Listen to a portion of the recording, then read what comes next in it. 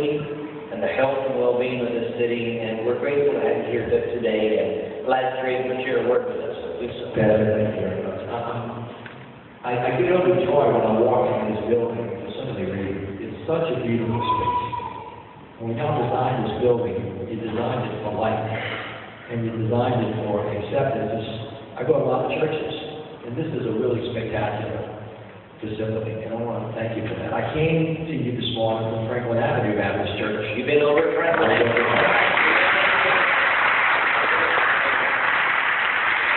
This sermon was beautiful. Pastor Luther's sermon was about the Wizard of Oz.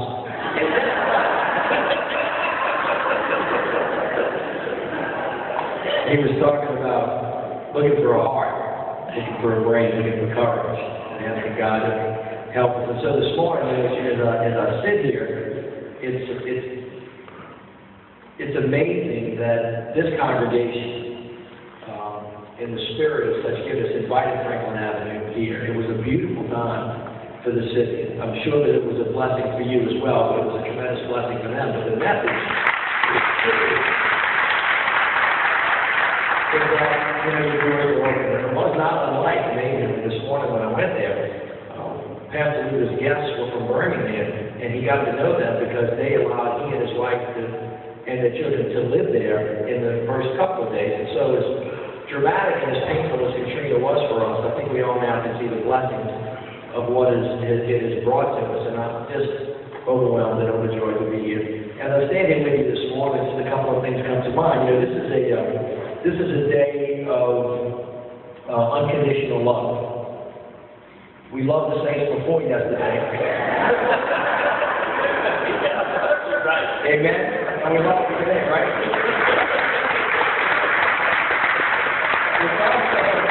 It's also a day of forgiveness because you're supposed to forgive your enemies, so we love the Seahawks too. Right? That's horrible, right? But as we come on this day, because I had a hard time yesterday, I have to admit it.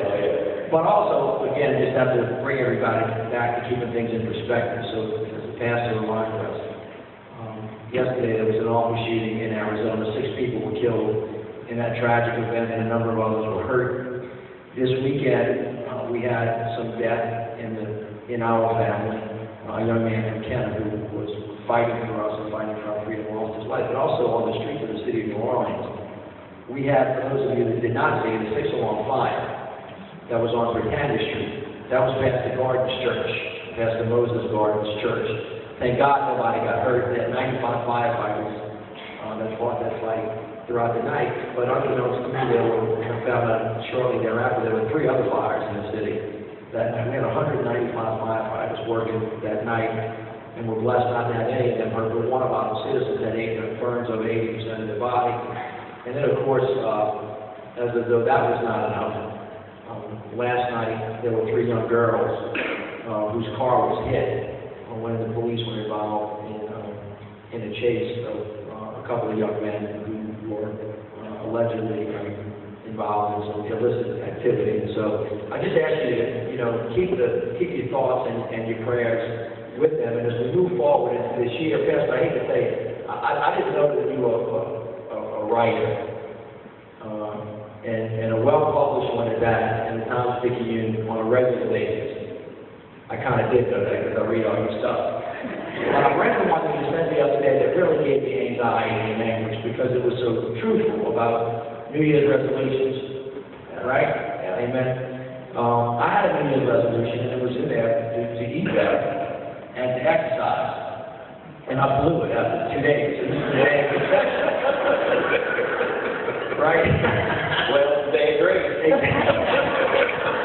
But I did this on a serious note. I'm just so thankful that you really continue to teach us and tell us and call us to a better place. And what we're going to need in this blessed city is everybody continuing to find common ground. We got conditioned for a time into finding not common ground and spending a lot of time on that. And if we just kind of change that and find the things that trouble all of us and try to find the things that give all of us joy, and we teach to that and we live to that. And of course, as we've got the city is going to be a better place. And so I'm overwhelmed that you pray for me. I really need it.